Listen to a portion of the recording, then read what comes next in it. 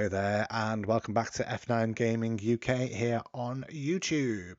Now, if this is your first time joining us, thanks for dropping by. Now, I was just about to record my new Retro Showdown video, which is going to be Super Mario based. But last night we watched the new Tetris movie that came out on Apple TV Plus. So I just wanted to discuss that first in this separate video.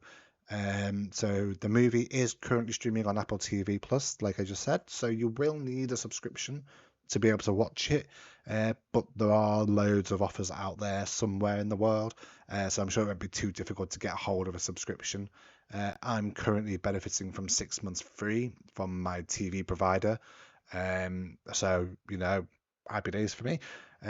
But let's talk about the movie. The film takes place in the 1980s and focuses on the contract negotiations that took place to bring the Tetris game to the Western market and to Japan.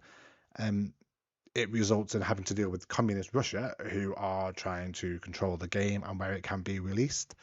So there's lots of contract negotiations going on throughout the film, backstabbing, wheeling, dealing, things like that. Now, the movie is by no means 100% accurate.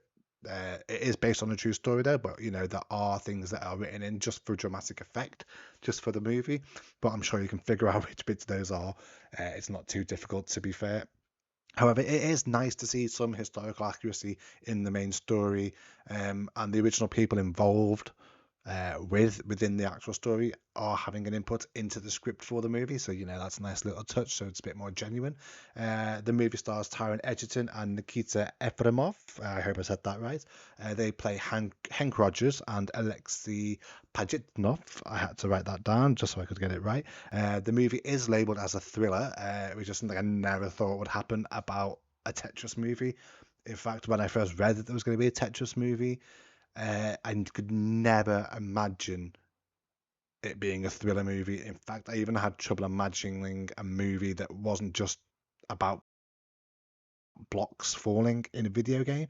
My head couldn't get around the idea of they're going to make the story about how the game came to be in the Western world. I imagined it had been like a Sonic movie or a Mario movie where it's based on the characters, so it did confuse me. But I don't want to do any spoilers in this little mini review, so I will just say it is a great little nostalgia trip for those gamers who were around in the 80s and early 90s. Seeing the Game Boy prototype in the R&D1 lab was a cool little touch, and it actually brought a big smile to my face while watching the movie.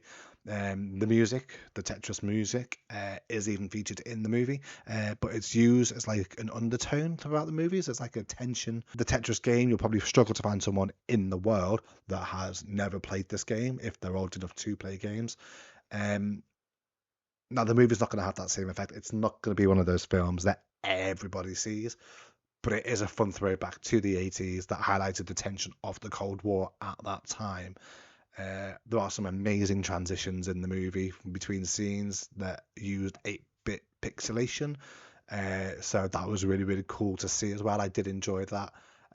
And the film's not likely to win any major awards, but it is a nice 2-hour escapism that gamers will love, and probably non-gamers as well that may just enjoy it for the drama aspect and the thriller genre as a whole. But for me, any game that features any Nintendo products heavily, like this one did, it's always going to be amazing. In fact, that's why we're looking forward to the Mario movie next week. But for this Tetris movie, F9 Gaming UK is going to give this film an F7 score out of 9. As we said, it is now available to watch on Apple TV Plus, so go and check that out. Next week, we'll be going to see the Super Mario Brothers movie. Very excited about that one indeed, as that hits cinemas this week. We've got our tickets for a 4DX screening here in Cineworld here in the UK. So that's going to be absolutely amazing to see that in a 3D immersive environment. But as far as the Tetris movie goes, I didn't want to talk about it too much, just get a few minutes in, just to mention the fact that it is out, it is available to watch, it is a fun movie. So do go check it out, and try not to get the music stuck in your head. And if anything, all it wanted me to do afterwards was to play Tetris for the rest of the night, but I didn't. So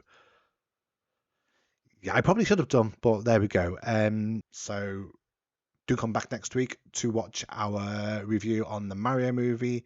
And until then, we'll see you next time.